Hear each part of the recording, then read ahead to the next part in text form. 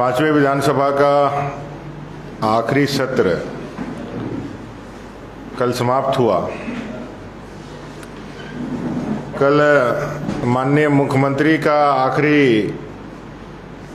राजनीतिक भाषण भी हुआ, लेकिन उस पूरे भाषण के दरमियान उन्होंने कई एक झूठ बोले, कई एक झूठे वायदे फिर से किए, कई एक बड़े बड़े बातों के घोषणा करने के बाद भी जमीनी हकीकत को उन्होंने स्वीकार नहीं करते हुए लॉ एंड ऑर्डर पर कुछ भी नहीं कहा। झारखंड के कानून व्यवस्था पर उन्होंने एक शब्द भी अपने पूरे भाषण के दरमियान नहीं किया, एक वक्तव्य नहीं रखा। और आज जब सुबह हम लोगों की नींद खुली तो हम सोशल मीडिया के माध्यम से यह जान पाए कि दरोगा अनुपम कच्छप की दिन दहाड़े हत्या कर दी गई, गोली मारकर। फिर ध्यान आया कि कल ही जब विधानसभा चल रहा था, उस समय आखिरी सत्र के दिन एक अधिवक्ता गोपी कृष्ण को उनके घर के मोहल्ले में चाकू गोद करके मार दिया। थोड़ा सा दिन आगे बढ़ा, आज तो एक और दुखदाई खबर आई। वेद प्रकाश जी, जो पूर्व पार्षद धुरवा के थे, जिनके इलाज की व्यवस्था भारतीय जनता पार्टी ने कराई थी, यहाँ से एम्स से रेफर कराया था, उनकी भी निधन हो गई। ये झारखंड के 3 क्षेत्रों के 3 बड़े लोगों, ये कोई आम नागरिक नहीं, आम नागरिक तो इस सरकार के लिए कीड़े मकोड़े जैसे हैं। उनके जीवन का, उनके अस्तित्व का तो कोई मोल झारखंड मुक्ति मोर्चा और कांग्रेस के लिए है ही नहीं।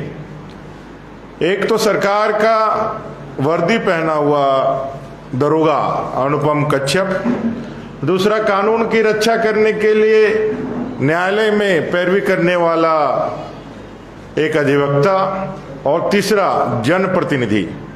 ये 3 लोगों की हत्याएं बैक टू बैक होती है और राज्य सरकार अपने जब बड़े बड़े डींगे हाँकती है विधानमंडल के उस फ्लोर को अपने झूठे कसीदे और झूठे वायदों को साबित करने के लिए जब दलीलें देती हैं, तो एक शब्द भी झारखंड के लॉ एंड ऑर्डर पर नहीं निकलता है। ये साफ दिखलाता है कि वर्तमान की सरकार के संरक्षण में ही ये सारी घटनाएं घटित हो रही है और इनको उनका ही संवर्धन भी प्राप्त है, उनका संरक्षण भी प्राप्त है। पूरे झारखंड प्रदेश में लगभग 7,000 महिलाओं के साथ दुष्कर्म की घटनाएं। ये कौन महिलाएं हैं? ये यहाँ के मूलवासी हैं, दलित हैं, यहाँ की आदिवासी महिलाएं। इस पूरे झारखंड प्रदेश में हर दिन 5 हत्याएं। ये कौन लोग हैं? यहाँ के आदिवासी मूलवासी लोग हैं। यहाँ कानून व्यवस्था के नाम पर धज्जियां उड़ाई जा रही है। पुलिस से आदिवासी संगठन के कार्यकर्ताओं को, आदिवासी नेताओं को, आदिवासी छात्रों को पिटवाया जा रहा है। किस लिए?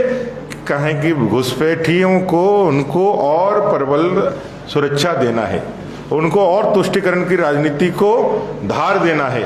इसलिए झारखंड के पूरे कानून व्यवस्था को इन्होंने ताक पे रख दिया है और यहाँ कोई सुरक्षित नहीं है। अब तो लोग कहने लगे हैं कि हमारा और हमारे प्रियजनों का जीवन कैसे इस अत्याचारी भ्रष्टाचारी सरकार से बचे, इसके लिए वो दिन रात भगवान से प्रार्थना कर रहे हैं कि किसी तरह से ये 1-2 महीने का जो समय है वो निकल जाए और ये सरकार यहाँ से जनता तो उखाड़ फेंकने वाली है। ये जितने जल्दी यहाँ से यदि हम इनसे मुक्ति पाएं, उतना ही ज़्यादा भला इस झारखंड का होगा, झारखंडियों का होगा। बहुत धन्यवाद।